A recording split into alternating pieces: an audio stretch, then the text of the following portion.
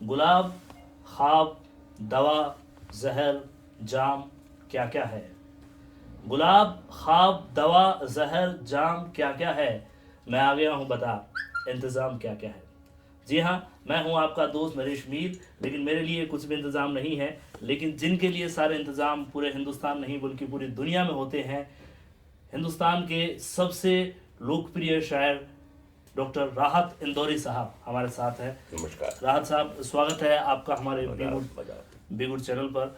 और सबसे पहले हमारे दर्शक और हम आपसे ये जानना चाहते हैं कि आपने अपने अंदर के शायर को कब जाना, आपको कब महसूस हुआ कि आपके अंदर एक शायर है? असल में बुनियादी तौर पर मैं पेंटर रहा। बचपन से ही मैंने जी कमर्शियल पेंटिंग सीखी जी। और फाइन आर्ट में फिर आया। मैं ऐसा समझता हूँ कि शायरी और पेंटिंग ये दोनों जुड़वा बहनें की तरह हैं।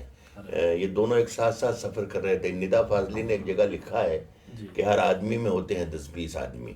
तो मेरे अंदर भी दो आदमी एक साथ पल रहे थे, एक शायर और एक पेंटर। क्या और बात ये दोनों में एक रेस सी लगी हुई थी। और मेरा ख्याल है कि व्यवस्था में आते आते पता नहीं कब ओवरटेक कर गया शायर, है। और हाँ। पेंटर पीछे रह गया। और फिर उसने अपने होने का ऐलान कर दिया। वो ऐलान इतनी ज़ोरों से किया कि सारी दुनिया ने मेरे पेंटर को तो भुला दिया और जी। मेरे राइटर को कबूल कर लिया। क्या बस बात। ये, और कब हुआ ये मैं नहीं बता सकता। जी। राज साहब, आप एक जगह कहते हैं कि जवानियों में जवानी को धूल करते हैं, जो लोग भूल नहीं करते भूल करते हैं। वहीं दूसरी जगह आप कहते हैं कि मौसम आता है जवानी का संभलने के लिए, न जाने लोग यहीं पर आकर क्यों फिसलते हैं। तो क्या कौन सी बात पे अमल नहीं, करेंगे? असल में ये दोनों तजब, उर्दू में एक लफ्ज़ है तजब्जुब। ये फैसला मैं ये करूं या ये करूं। अच्छा। ये जो तजब्जुब का की जो हालत होती है, जी यही असली ज़िंदगी है। फैसला करने वाला या तो मस्तिष्क होता है, जी। दिल होता है, दिमाग होता है, आंखें होती हैं, हालात होते हैं। ये कई चीज़ें मिलकर फैसला करती हैं। तो कभी फैसले आपके पक्ष में होते हैं, कभी फैसले आपके विपक्ष में होते हैं, और इसी का नाम ज़िंदगी है। क्या डॉक्टर साहब, आप 19 साल की उम्र से मंचों पे शायरी कर रहे जी हैं, हाँ, जी हाँ। और तब में और अब में आप क्या फ़र्क महसूस करते हैं? शेर कैसे आ रहे हैं, शायर कैसे आ रहे हैं, और ऑडियंस का रुझान कैसा है? देखिए, जितनी भी जिंदा भाषाएं होती हैं और जिंदा भाषाओं का जो आर्ट होता है जी या लेखनी या कलम होती है, वो हमेशा बदलती रहती है। उर्दू शायरी, चूँकि मैं उर्दू का शायर हूँ, तो उर्दू शायरी शुरू हुई थी किलों से, दरबारों से, महफिलों से, राजा रजवाड़ों से, नवाबों से। और वहाँ पर ऐश और अय्याशी और मस्ती और ज़िंदगी, ये सब कुछ चीज़ें सबसे ज़्यादा हुआ करती थी। अच्छा। तो वो गज़ल बिल्कुल उसके बारे में हम ये सुनते हैं कि बस एक मतलब कि एक मस्ती की चीज़ थी, शब गुजारी की, ज़िंदगी गुजारी की थी। लेकिन वो ज़िंदगी आते आते उन किलों से निकल कर चौराहों पर आ गई, चौराहों से निकल कर आवाम तक आ गई, गाँव में पहुँच गई, देहात में पहुँच गई, मेले ठेलों में पहुँच गई। तो वो जितनी चीज़ों से वो मिलती गई, उसकी सारे असरात अपने आप में आते गए, सारे कलर्स में ज़िंदगी में आते रहे। तो अब जिस गज़ल जब हमारे यहाँ पर हिंदुस्तान में आई थी मुग़लों के साथ, जी।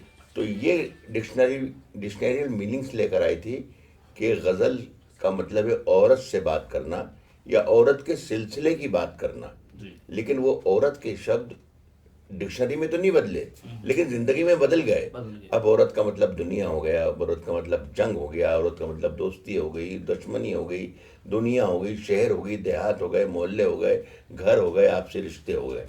तो ये बदलना तय है। अब हमारे यहाँ के जो मंचों पर आई उर्दू शायरी, उर्दू के मंच पर हिंदी शायरी, हिंदी के मंचों पर आहिस्ता आहिस्ता जब लोगों से टकराई, मेलों में गई, ठेलों में गई, जी। तो उसमें वो सारी चीज़ें आ गई जो लोगों को की दिलचस्पी का सामान होता था। सामान। तो जो साहित्य में हम साहित्य का पैगाम लेकर आए थे, साहित्य लेकर आए थे, लिटरेचर लेकर आए थे, अदब लेकर आए थे, अब उसमें वो ज़्यादा अगर आप तलाश करने जाएंगे तो हमें मायूसी होगी। अब वो सारी चीज़ें जिसमें लोगों को दिलचस्पी है, इसलिए कि लोग, अब वो भीड़ जो है वो हमारे मंचों का हिस्सा बन गया। सामान। तो भीड़ की जो दिलचस्पी होती है, उसी तरीके से हमारा कवि भी लिख रहा है और हमारा शायर भी लिख रहा है। हमें वही लिखना पड़ता है कि जो आवाम को, ऑडियंस को हमारे समझ में भी आ रहा है और पसंद भी आ रहा है। जी सर, आपको लगता है कि एक शायर और एक श्रोता, ऑडियंस के बीच की दूरियों को सोशल मीडिया ने बहुत कम कर दिया है?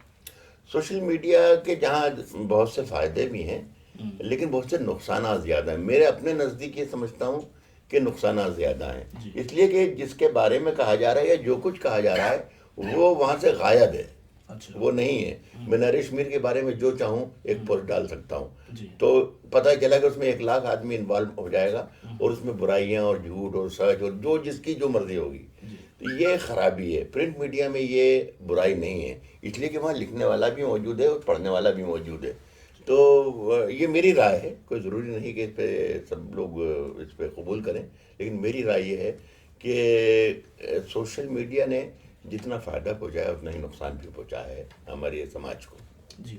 और राहत साहब, आपकी जो शायरी है वो समझने में जितनी आसान है उसके अर्थ उतने ही गहरे होते हैं। मैं समझता हूँ कि शायरी का मतलब ही यही है कि उसमें ज़्यादा उलझन नहीं होना चाहिए।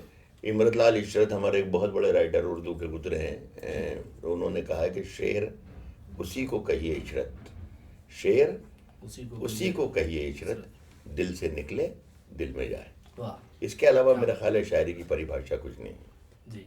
डॉक्टर साहब, आप फिल्मों के लिए भी लिखते हैं जी जी और अपने शौक के तो लिए आप लिखते ही हैं और मंचों के लिए भी जी लिखते जी हैं। जी। तो आपको मंचों में लिखने के लिए और फिल्मों में लिखने के लिए आपको क्या अंतर महसूस होता है? बिल्कुल ज़मीन आसमान का फ़र्क है। एक बिल्कुल एक कमर्शियल प्रोफेशनल काम करना और एक अपने मन के लिए, अपने दिल के लिए, अपनी रूह के लिए, अपनी आत्मा के लिए, अपनी तसल्ली के लिए लिखना, ये बिल्कुल फ़र्क होता है। फिल्मों में लिखने का मतलब ये है कि जो 10 आदमी हमारे सामने प्रोड्यूसर्स और प्रोडक्शन की टीम बैठी हुई है, उसमें से एक एक आदमी को पसंद आना चाहिए।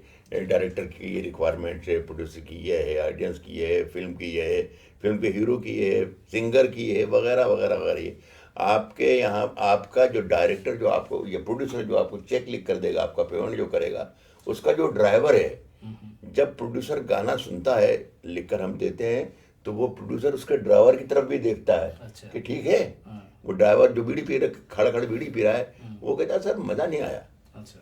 तो हमें बदलना पड़ता है। लेकिन जब हम अपने लिए लिखते हैं तो उसका फैसला सिर्फ हम करते हैं कि ये है, ये आपको समझ में आ रहा है तो ठीक है, अगर समझ में नहीं आ रहा है तो ठीक है। सर, शायरी का समाज पर एक बहुत बड़ा असर पड़ता है, तो आप लिखने से पहले क्या सोचते हैं कि इसमें कोई आवाम के लिए मैसेज शायरी होना सोचा चाहिए? समझा अमल बिल्कुल नहीं है, कभी भी सोच के नहीं लिखा जाता है। और कई सोच कर तो फिल्मों में लिखा जाता है, एक लड़का होता है, एक लड़की होती है, एक बाग में दोनों नाच रहे हैं और उसमें ये उसने ये कपड़े पहन रखे हैं और इस तरीके से मेकअप कर रखा है। तो ये तो हमें हमें फिल्मों के लिए करना पड़ता है। लेकिन जब मैं अपने लिए लिखूंगा तो सिर्फ मैं ही फैसला करूंगा, मैं ही सोचूंगा, मैं ही पसंद करूंगा और मैं ही नापसंद भी करूंगा। जी। आप अपने मुशायरों में ये भी कहते हैं कि शायरी सुनने और पढ़ने के लिए आदमी को थोड़ा सा बचलन होना बहुत ज़रूरी होता है, तो नहीं नहीं नहीं, ये ऐसा मैंने ज़िंदगी में कभी नहीं कहा। शायरी नहीं, बल्कि मैं तो ये कहता हूँ कि ज़िंदगी में चाहे सच बोलना ज़रूरी हो या ना हो, जी। लेकिन शायरी में सच बोलना ज़रूरी है। अलबत्ता मैंने ये ज़रूर कहा है कि गज़ल में, गज़ल के लिए, गज़ल समझने के लिए, गज़ल समझाने के लिए, गज़ल सुनने के लिए, गज़ल सुनाने के लिए, उसमें थोड़ा सा एक आदमी को चरित्रहीन या बेड कैरेक्टर या बच्चलन होना चाहिए। कहता हूँ शायरी में सच ज़रूरी है, लेकिन गज़ल में सब जायज़ है। गज़ल यानी इश्क, गज़ल का लफ्ज़ के माने ही औरत है और औरत से के बारे में जो कहानियाँ हैं आपकी वो हैं, और औरत से बातचीत करना है और औरत से इश्क करना है। क्या बात है। डॉक्टर साहब, आपको पूरा ज़माना सुन रहा है, लेकिन डॉक्टर राहत इंदौरी किसे सुनते हैं? राहत इंदौरी को ही सुनता हूँ। जी। और सर, आप तो कहते भी है कि पता नहीं मैं कब कोई बड़ा शेर सुना दूँ। हाँ, ये बस इसी के इंतज़ार में रहता हूँ। इसमें बहुत सी बुरी शायरी भी आ जाती है, लेकिन मैं कोशिश यही करता हूँ कि मेरी शायरी अच्छी हो। कि मकबूल गज़ल या कौन सी? ये देखिए सवाल है कि कोई सा भी मीडिया हो, प्रिंट मीडिया हो, इलेक्ट्रॉनिक मीडिया हो, जो भी मीडिया की जो भी जितने शक्लें हैं, मेरा ख्याल है कि मुझे आधी सदी हो गई शायरी करते करते, और एक तिहाई दुनिया में आधी सदी में गया हूँ मैं। जी। तो ये सवाल बिल्कुल लाजमी होता है हमारे मीडिया कर्मियों का कि आपका पहला शेर कौन सा था या पहली गज़ल कौन सी थी। बहुत मुश्किल सवाल है ये। लेकिन मेरे लिए मैंने इतना आसान बना लिया इसका जवाब कि हर बार जो पूछता मैं एक नया शेर बता देता हूँ। सब ये मेरा पहला शेर था। तो यही राहत साहब का अंदाज है। तो मुझे याद नहीं, सच्चाई ये है कि मुझे याद नहीं कि मैंने पहला शेर कब लिखा था और क्या था वो, लेकिन इसका जवाब मैं यही देता हूँ कि हाँ साहब ये था, और वो कुछ तो भी नया होता है वो। जी। तो मैं नहीं चाहता कि मेरे इस झूठ में आप भी शामिल हों, है ना। और डॉक्टर साहब, आप यूथ को क्या मैसेज देना चाहेंगे? आज की जो यूथ है उन्हें अपनी तरफ से क्या मैसेज देना चाहेंगे? देखिए, जिंदा रहना मेरे नज़दीक दूसरा जन्म नहीं होता। जी। मैं जिस मज़हब से मेरा ताल्लुक़ है जी। उसमें दूसरे जन्म का कोई तसव्वुर नहीं है। जी। तो अगर सिर्फ एक ज़िंदगी के लिए आए हो तो एक ज़िंदगी में भी हज़ार ज़िंदगी अगर आप तलाश कर सकते हो तो आपको तलाश करना चाहिए और खूब जीना चाहिए। हर पल की कीमत अगर आपने एक सदी लगा ली तो आपकी ज़िंदगी सफल है। सर, आप बीकानेर में आए हैं, तो बीकानेर को लेकर पहली मेमोरी आपके जहन में कौन सी है? मैं पहले, मेरा ख्याल है कोई 20-25 बरस पहले एक यहाँ पर किसी इवेंट में, शायद रेडियो का था, जी। उसमें मैं आ चुका हूँ। लेकिन मुझे याद नहीं पूरा, धुंधला धुंधला, और बल्कि राजस्थान के कई इलाके आज भी ऐसे हैं कि जहाँ मैं जाना चाहता हूँ। मैं बड़े शहरों में सभी जगह जाता हूँ, उदयपुर और जयपुर और जोधपुर और वगैरह वगैरह, जो सेंटर्स ऑफ राजस्थान है। जी। लेकिन बहुत से ऐसे इलाके हैं कि जहाँ में मेरा मेरा जी करता है कि मैं वहाँ जाऊँ, इसलिए कि यहाँ का जो कलर्स हैं, यहाँ के जो कलर्स हैं, यहाँ की खूबसूरती है, यहाँ का जो हुस्न है, जी। जो मतलब मुझे रेगिस्तान में भी जो चमक महसूस होती है तो वो मुझे आवाज़ देती है। लेकिन मैं नहीं आता हूँ। मैं कल रात में बहरीन में था जी। और अब वहाँ से यहाँ आना बड़ी दुश्वारी थी। जी। लेकिन जिस तरीके से सफ़र वफ़र को मैंने एडजस्ट किया, या कि भाग दौड़ के प्रोग्राम ख़त्म करके बहरीन से आया हूँ आपके यहाँ बीकानेर, तो मेरा जी चाहता है कि यहाँ पर आऊँ। और मुझे बहुत अच्छा लगा कि यहाँ पर मैं जब सवेरे से आया तो कई लोगों ने शायरी के हवाले से मुझसे बात की, मेरी शायरी सुनाई, बहुत से लोगों ने मेरे सारी बातें मुझसे की। तो मुझे बहुत अच्छा लगा कि इस रेतीले इलाके में कि जहाँ मैं नहीं पहुँचा, जी। मेरी शायरी पहुँची, ये मेरे लिए ऑनर और इज़्ज़त की बात है। अरे सर। तो मुझे बहुत अच्छा लगता है। ये मुझे होश तो नहीं कि मैं कब आया था, ध्यान नहीं, लेकिन हाँ कभी आया ज़रूर था यहाँ पर। पहली बार आज देखकर बहुत खुश हुआ। आपका यहाँ का कंस्ट्रक्शन वगैरह, बनावट, भीड़ भाड़, यहाँ की भीड़ भाड़ भी मुझे बहुत अच्छी लगी, कले वगैरह ये सब बहुत उम्दा लगा। और मालिक की ज़िंदगी रही तो फिर कभी आते रहेंगे। और डॉक्टर साहब, एक चलते चलते एक शेर कोई आपकी पसंद का, कोई गज़ल आप हमारे दर्शकों को सुनाना चाहें? ये मेरी गज़लें धीरे धीरे क्या, ये आपका जो मीडिया जिसमें आपने कहा ना, जो सोशल मीडिया में जी। क्या नुकसान है और क्या फ़ायदा है, उसका एक या तो नुकसान है या फ़ायदा है कि अगर आप शनिवार को कोई नई गज़ल लिखो, नई कविता लिखो जी। और रविवार को कराची पहुंच जाओ, जी। तो कराची के मंच पर जब आप खड़े होकर शुरू करेंगे ये कल मैंने लिखी है, तो वो कहता है ये तो हमने कल सुन ली। अच्छा। समझ रहे हैं। बहरहाल अब आपने कहा है तो मैं सुनाता हूँ कि उंगलियां यूं न सब पर उठाया करो, वाह। उंगलियां यूं न सब पर उठाया करो, खर्च करने से पहले कमाया करो। वाह। उंगलियां यूं न सब पर उठाया करो, खर्च करने से पहले कमाया करो। जिंदगी क्या है खुद ही समझ जाओगे, जिंदगी क्या है खुद ही इनमें नौजवानों के लिए ही पढ़ रहा हूँ, जैसा आपने मुझसे पूछा तो उनके लिए मेरे लिए शेर है। उंगलियां यूं न सब पर उठाया करो, खर्च करने से पहले कमाया करो। जिंदगी क्या है खुद ही समझ जाओगे, बारिशों में पतंगे उड़ाया करो। वाह सर। बहुत बहुत शुक्रिया मेरे लिए।